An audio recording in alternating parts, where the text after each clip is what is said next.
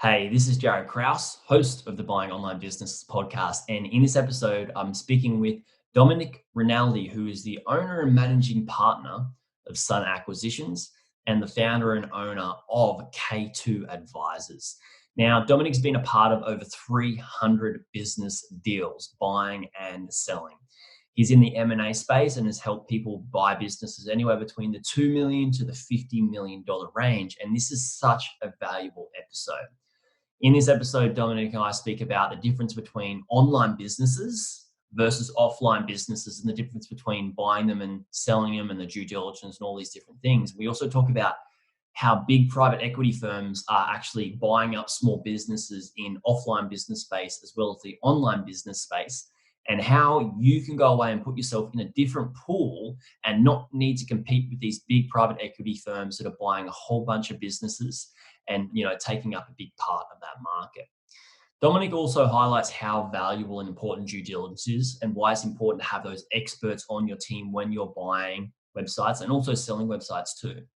We also talk about the different types of sellers and the psychology of why people sell and why some sellers get a better result than others in terms of a higher multiple for their business and what you should be doing to achieve that as well. We also talk about buyers and how buyers seem to get better results than sellers and why, which has a lot to do with mindset. And mindset is a really big part of this game when we're both buying businesses and selling businesses. Now, this is an absolutely amazing episode. If you want to buy a business, I'm sure you're going to love it. Tune in and I'll speak to you soon. Today's episode is brought to you by us here at Buying Online Businesses.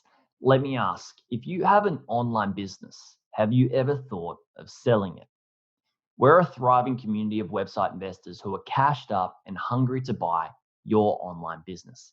Our members are well trained in online business due diligence, allowing you a quick sale of your business.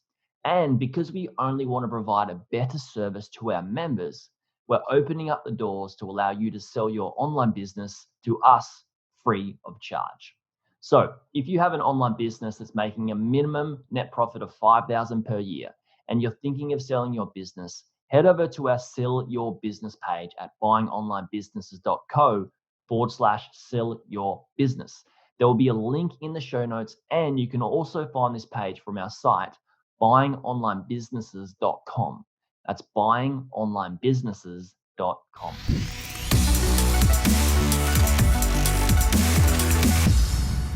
Hey everyone, and welcome back to another episode of the Buying Online Businesses podcast. Today I have Domenic Rinaldi. Is that correct? Is it Rinaldi? Rinaldi. My apologies, Domenic. That's all right. So you're from Sun Acquisitions, and you've also got K2 Advisor. And for those listening, Dom, you've been in the M&A space for quite a while. How long have you been in this space for? A little over 15 years. Awesome. What got you into M&A?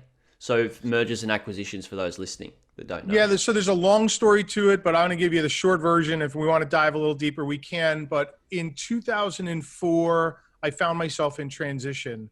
And I had worked for venture capital and private equity-backed organizations for a long time. And it always had the itch, even from a very young age, to own my own thing. And so when I was in transition, I looked at buying businesses. And as I was looking at buying businesses and I was doing my research and working with business brokers and intermediaries, I just wasn't getting the sort of help and assistance I needed. And I also wasn't seeing the sort of businesses that I was interested in professional, really mainstream sort of businesses. And when I was talking to folks that are like me back then, I just wasn't happy with the level of service that I was getting. And I started to do my research on the business brokerage industry.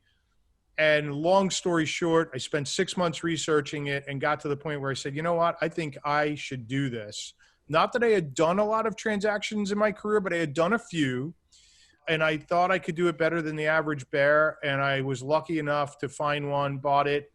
And here I am over 15 years later and couldn't be happier. It's been an up and down with, the recession and some other things. But at the end of the day, we've built a great business and very happy that I did this.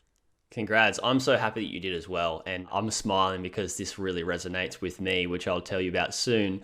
But they say don't start a business, solve a problem, right? And you've gone away and done that. And why I'm smiling about this is because it reminds me of when I first started my journey. I'm like, oh, like there was nobody really teaching anybody how to do due diligence for specifically for website businesses, online businesses.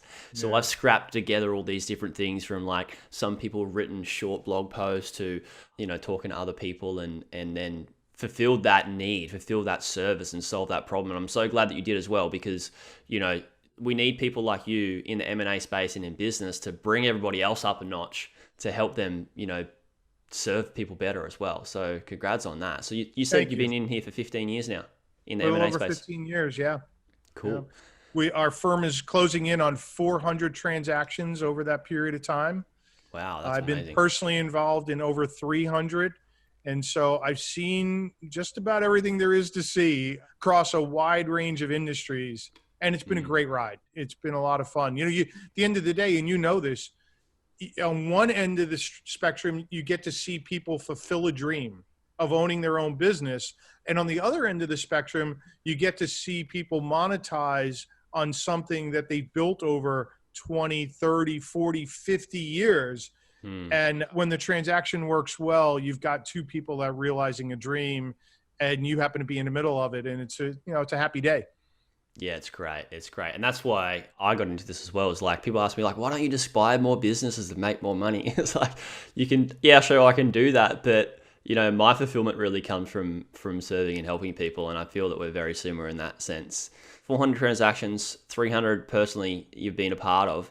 What size businesses, just for people to get a bit of an idea of like what we're going to talk about in this interview is that, you're in the offline business space, we're in the online business space. We're going to kind of merge and see what similarities we have, what we can learn from each other. But what size businesses are you kind of buying and what type of businesses are you guys buying or helping people buy? Sorry. Yeah, our range is probably 2 million to 50 million of enterprise value.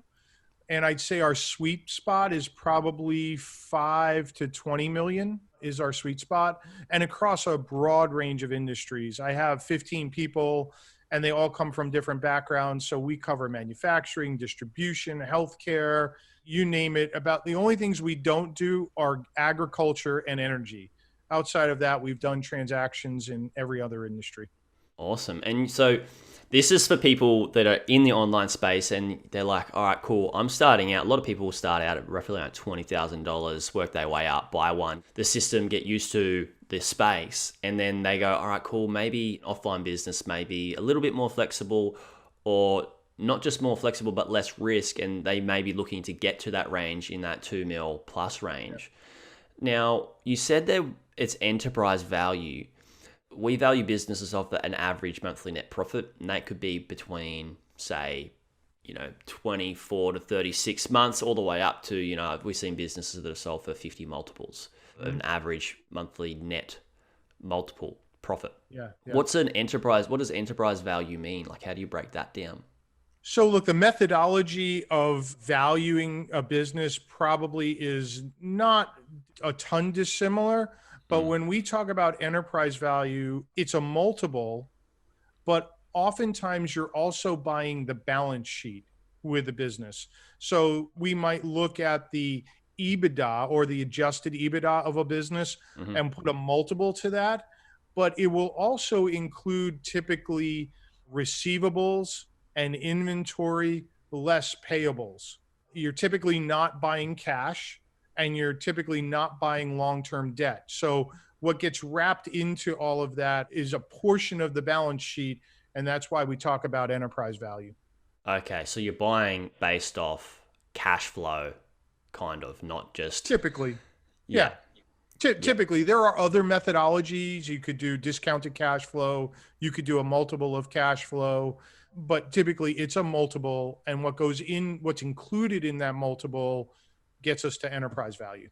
Excellent. Yeah. And that could be included in like the debt versus the expenses versus like what the business is making. So the simple profit and loss, like you say.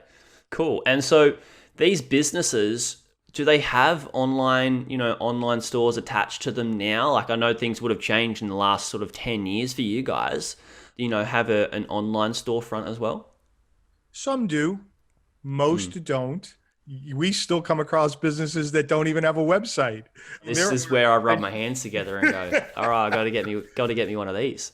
but it may never work for that client because they're in such a niche in manufacturing, and Mm. they have 10 clients, and they probably can't get to 12 or 13 or 14, and having a website isn't going to do them any good. But and they're out there, but that's probably the rare instance. In most cases, people do need a website. They do need a way to get their message out, and maybe even a marketplace. I still see a ton of room for growth when it comes to online marketing, having a storefront. Still a lot of growth there. Yeah, it's like you're plugging in this whole new asset to the business. It's like plugging this whole new market, like you said. I could see your wheels turning. You're sitting there going, I got to get over Yeah, to the US. yeah.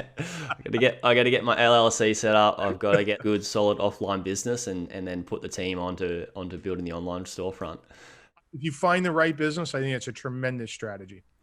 So, in terms of risk, like I like to tell people, website business, investing in anything, there's a risk, right?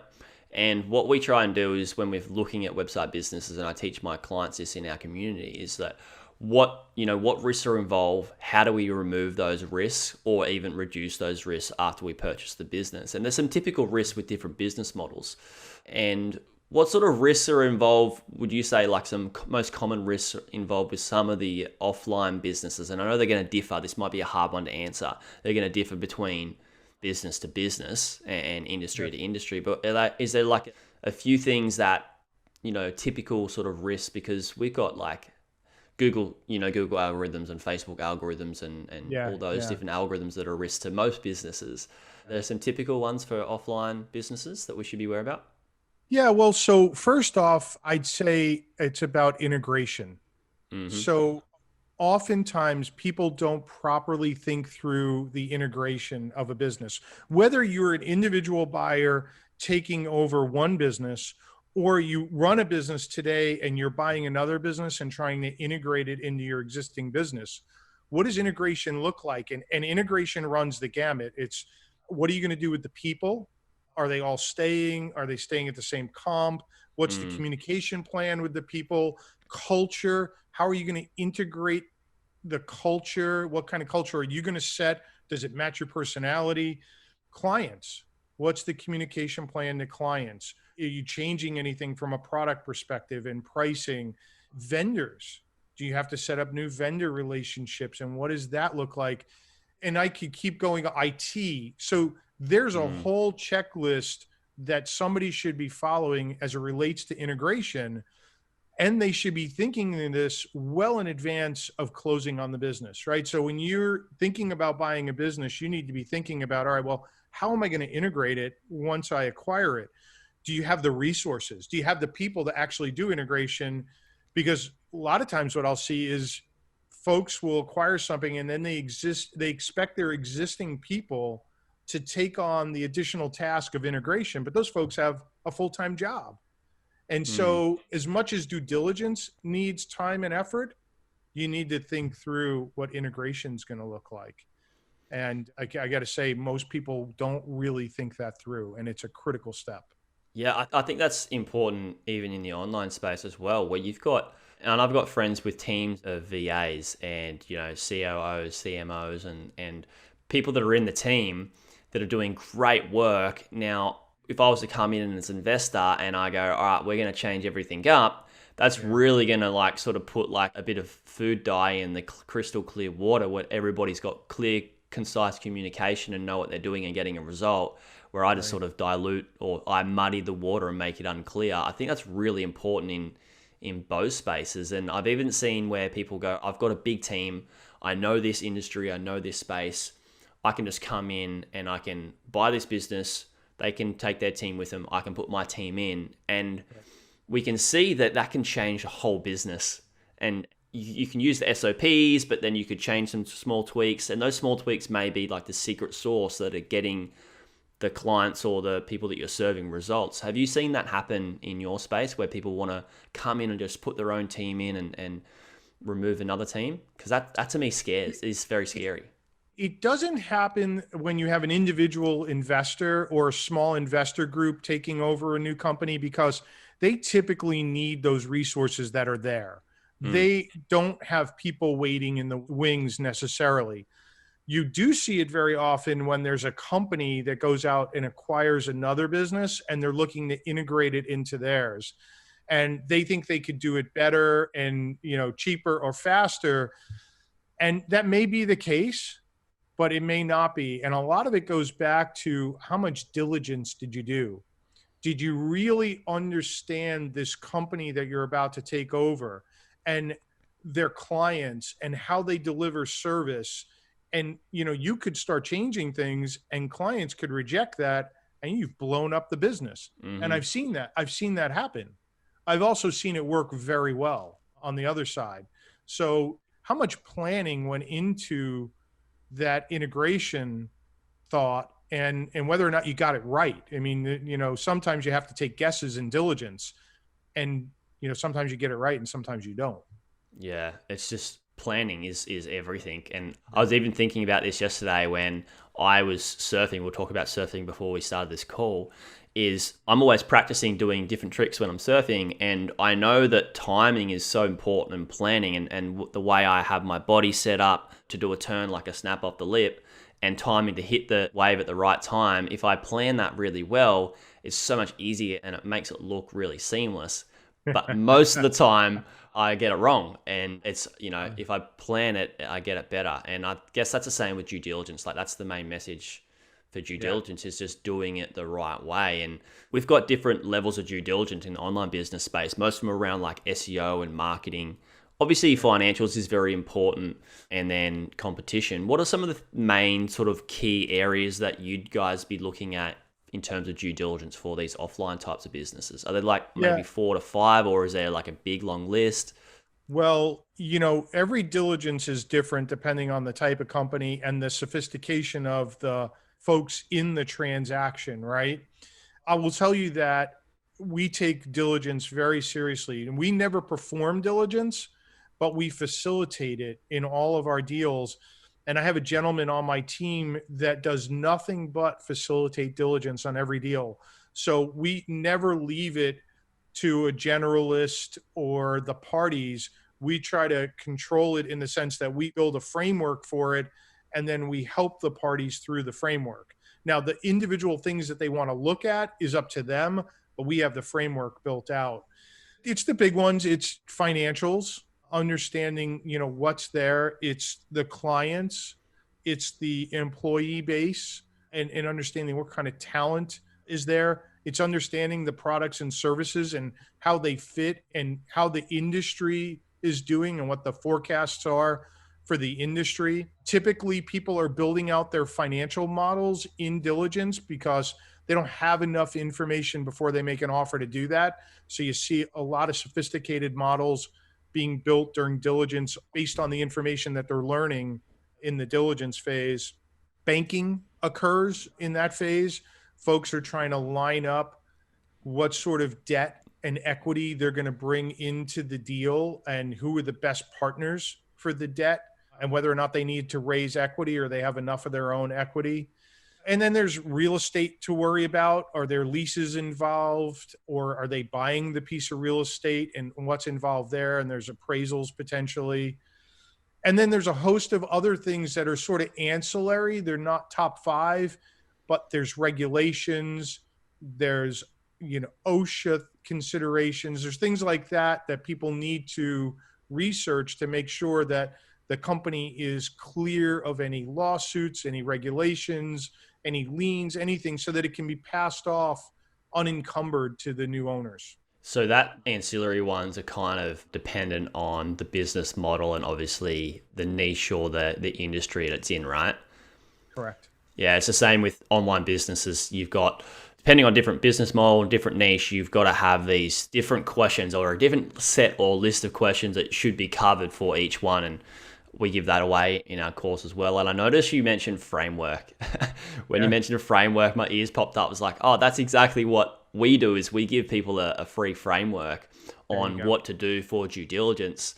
And it covers like the main 5 things within online Yes. due diligence. People are listening, they want to get that. Just go to my website and click for the resources tab and you can download that for free. But I think that's like the most important thing is like if you follow that, it's very hard to go off track. Obviously, those ancillary things are really important, but if you get the core thing done, then you take a lot of the guesswork out of it and trying to have to do it again and again and again to remember it. And I know that your clients aren't like due diligence experts, Right. so they're really relying on your frameworks that you've formed over so many industries, so many businesses, and so much time, right? So that I'm sure your framework only gets better and better. Yeah. Over the years, it's gotten incredibly refined. I think we have a checklist that has over 400 items on it. We don't typically give that checklist to people because it would blow people away. They wouldn't even know where to start with it. So we slice it and dice it depending on each deal. But you mentioned something that I think is critically important, and we recommend this to every client. Go get experts for diligence. Mm. None of us are experts in any of this. I mean, you might have an expertise in financials, but if you do, chances are you don't have an expertise in online marketing, right? And so go get the expert for whatever it is that you need to get comfortable with, so you know that you've got a good deal and that when you move forward, there are always surprises, but you've done everything you can to minimize the surprises. And you've gotten the best advice from people that do deals day in and day out. And that's the other thing that I would mention is, oftentimes people will come to us and they have a set of advisors and they're very good at what they do, but they're not M&A people. And we say, well, that attorney seems to be a very good attorney for real estate, but you really should look at these 5 attorneys who do nothing but M&A transactions. They're up on all the latest terms. And especially now with the pandemic, there's going to be a lot of things written into these agreements that are going to have to cover liabilities on both sides. You want somebody that's living and breathing this day in and day out. Couldn't agree more. Like I had a call with a gentleman maybe a month ago or a few weeks ago, and he's buying, offline businesses and has been doing it for the last 20 years and made lots of money in like the trade and construction niche or industry. And he's come in with his team. It's like, we're going to buy an online business. I'm like, awesome, cool. But the cool thing is like, he realized exactly what you said is like, he wants somebody, a part of his team, i.e. me, to run over some of the businesses, look at the businesses, because I've looked at hundreds of businesses. It's all I do day in, day out as well. You'd be silly not. Like, he's got 20 years of experience and he's not going, I know how to buy a business, I'm just going to go and buy an online business, when he could just ruin his whole empire if he made one mistake like that. And I think that's important. Like, you need each piece of the pie in the right area. It's such a great point. And it's one of the reasons, I'll tell you, Jared, we launched a new business earlier this year. And while we have the transaction business, Sun Acquisitions, that helps people actually consummate a transaction, K2 Advisor is going to be solely focused on helping people prepare for and get ready for the transaction. Even when people think they're ready, I have an assessment tool that you can take. I guarantee you nine times out of 10, you're not really ready. After doing so many transactions, this is my way of really giving back. Like, I think I can help move the needle, maybe in the same way you're moving the needle in online businesses, to help people really be prepared so that they maximize their returns and minimize their risks when they're buying offline businesses. Yeah, that's how I found you. Is we've got a friend of ours introduced me to Yes. you, introduce us, and I went and checked out your K2 Advisor site, and you're not doing it on just the buy side, and the buy side is really important, but you're also doing it on the sell side, right? Like, where you're helping people get their ducks in a row to get the maximum they can exit in from that business, right? Because there's so many things that I see that when they come to sell a business, I think you've got 2 types of people, and you can correct me because if I'm wrong, because you're in this space more than me, but these 2 types of people are probably people that, hey, I've got this business, I've given up on it, or Yeah. it's taking up too much of my time. I'm going to let it just sort of, fade off. And they get to a point where it's a touchy subject and like, all right, I just need to sell it as it is. And they're not going Yeah. to bother doing anything to line it up and get rid of it. And they sell it and they don't get, they're emotional about it. They're upset. They don't get what they want for it. And then you've Yeah. probably got these people that want to sell their business for the highest multiple. They've been working really hard on it for X amount of years. And they're like, all right, I need to sell this business and make sure it goes to a good home, but also need to make sure that I prepare to get this, set up in a way that it's easy to sell and I can get a higher multiple, but they don't know how to do it. Would you Yeah. say they're the two types of people? I would add one other category, and then I'd make high level statement to all of those categories. Cool. The one other category I would add is life happens to people. And so there is a group in the middle where you weren't lethargic about preparing and you weren't aggressive about preparing, but something happened, a life event. Sadly, maybe you were diagnosed with a terminal illness, or you're going through a divorce, or there's some major life event that now is forcing you to have to sell that business. And you thought you'd have time to prepare, and now you don't. And if you would have just done some small things along the way, you could have been prepared for the, unintended, the thing that, none of us know or hope will show up. And so I think there's a third category. And then the overarching comment I'd make to all this is the statistics are that less than 25% of business owners prepare for an exit. Wow. And so that number amazes me. And every year a study gets done, and every year the number stays the same. And I'm just so amazed because typically somebody's offline business is their largest asset. And why people don't take better care and conditioning of it, I don't quite understand. Maybe it's a mortality. I've had some psychologists on my show to talk about it. And cool. What do you think is behind this? Like, why don't people prepare? And, the best we could come up with is there's some mortality thing to it where people just can't think that far ahead. There's so much in the weeds. They don't want to think about the end of their journey coming. And then all of a sudden, 20 years later, here's the end of the journey. And they didn't do all the things they should have done. Yeah, I think I'd love to talk to a psychologist about this as well. Like I might have to come and listen to this episode that you had. I'll give you his name. He'd love to talk to you. Yeah, awesome. I'm so fascinated with psychology. Like I've spoken to a lot of psychologists, psychiatrists, and I just think, and I've done so much personal development work on myself. And like the deep work on how I think, and I set thinking time aside for my personal life and my business and all these things that I do for myself. And I think it's just fascinating how, people that are in business have different levels of mindset. And, I've had somebody on my podcast, I think it's Nicholas Bailey from the $1 Billion Body, where a lot of his clients, their ego is attached to their business.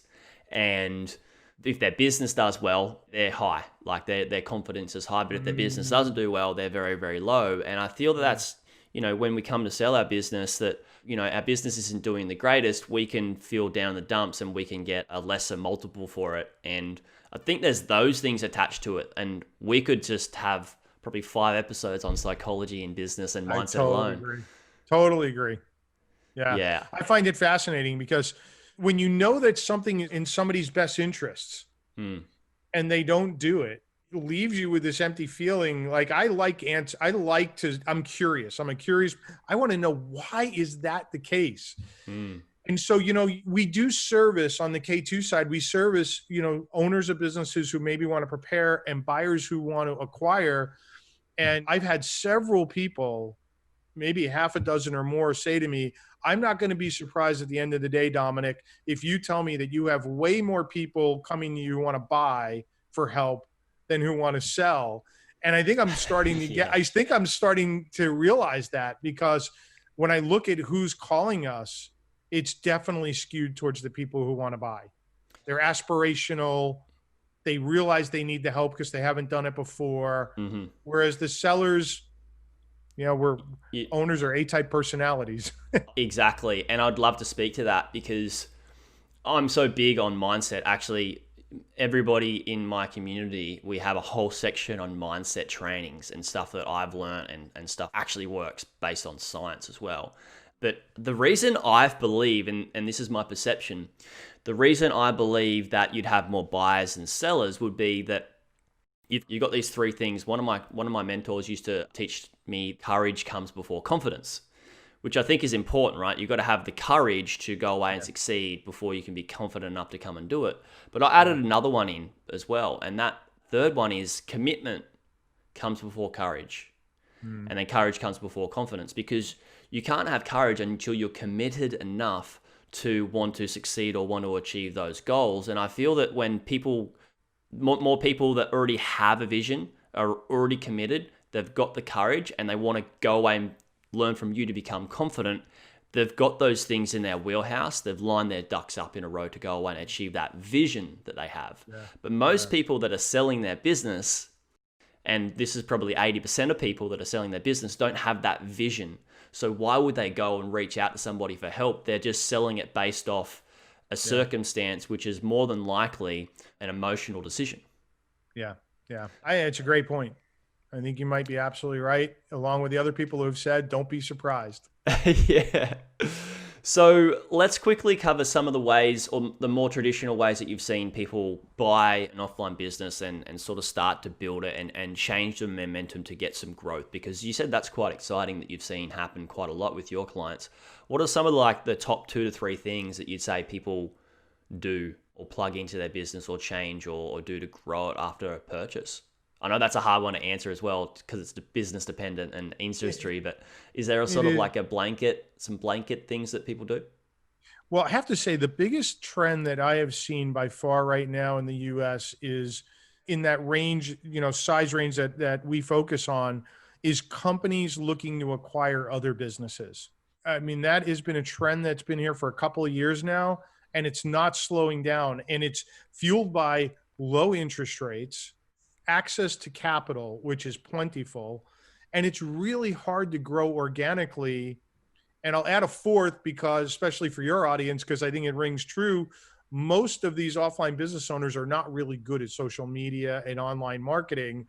And so they don't go that route. They think more traditionally, let me add salespeople, let me go acquire something. And they're acquiring for different reasons: technology, they're acquiring people, they're looking to do a geographic expansion, they want some intellectual property. So they're buying, and it's an easy, very cheap way for people to grow. And then you hope that they plug it in the right way. And if they plug it in the right way, it can be incredibly accretive to their business, right? They could take an EBITDA that was $500,000, and if they merged it in the right way, that same EBITDA inside their business is now 750 or 800. That's a big deal. Your return on investment, just accelerated in a big way. I think that you're so right in those different things that people can do is add people in. They can, do these different things to grow the business. One of the big ones that pricked my ears is that you said, people get people on their team. That reminds me of the book Good to Great by Jim Collins. It's not so much about, where the bus is going, but who's on the bus, because destination of the bus is going to change a lot. But if you've got the right people on the bus, those right people can really help you grow. And this is this thing that we're seeing in our industry as well, Dom, is that you've got these firms, these private equity firms with, big sums of money and can get access to big chunk of leverage, and they're just coming up and buying these small little businesses and adding them and plugging them into their brand. Sometimes they roll them up, sell them together, or they sell them off after they've built each business individually. It's a very interesting thing, and we've been seeing it in the last sort of 3 years or so, maybe a bit more, and it's fascinating to see. And it's actually making it harder for the starter people wanting to get into the space, and I'm sure you're seeing that too. We are paralleling here. My Sun Acquisitions business, we either represent a seller who wants to sell their business or a buyer who wants to buy. And that buyer business right now, where people will, retain us, is growing leaps and bounds. And it's typically a private equity group or a company who wants to grow through acquisition. They have every advantage over that individual buyer. And so the individual buyers come to us dejected because they're like, and I'm sure maybe you're seeing the same thing. I just lost out on 3 deals. I couldn't compete with this group who not only did they have deeper pockets, but they could offer more for the business because they have synergies. Yeah. And so individual buyers are losing out left and right. And maybe this is what you're doing in your business. I have a methodology that I can teach people on how not to compete with the big boys and how to go find assets in ways that lets you be discreet to that deal. So, you've got a fair shot because you've changed the playing field. Yeah, we call it finding your own deal flow, and there's ways that you can do it. There's a little bit that I touch on in my space as well. It's so cool to see that, we're in different categories, offline versus online, but there's so much that we can learn from each other. And I think that's why this episode's been fascinating and fun. And I want to thank you for it as well. Thanks for coming on. Where can people find out more about K2 Advisor and Sun Acquisitions and everything that you're doing? Because I'm sure there's people out there like, hey, I've got some online businesses or I've got some offline businesses I either want to sell and get into the online space or vice versa. I'm sure we're going to be chatting a long time into the future, Tom. So yeah, where can people find out more about you? I hope so. And I really appreciate you having me on, and I'm a fan. I see what you've done there and you're helping lots of people. So that's tremendous. And I can be reached at, my email is probably the easiest way, Domenic, Domenic at K2 Advisor, and it's K, the number 2, and advisor is with an E, adviser.com. Awesome. Guys, there'll be show notes, links, and all that sort of stuff. Go away and check that out. Guys, if you did like this episode, please go away and do your friends who are looking at buying either offline business or an online business a massive favor and share this episode with them so they can learn what they need to know when they're coming to get geared up to buy either an online business or an offline business. Thanks again, guys, for listening. I'll speak to you on the next one.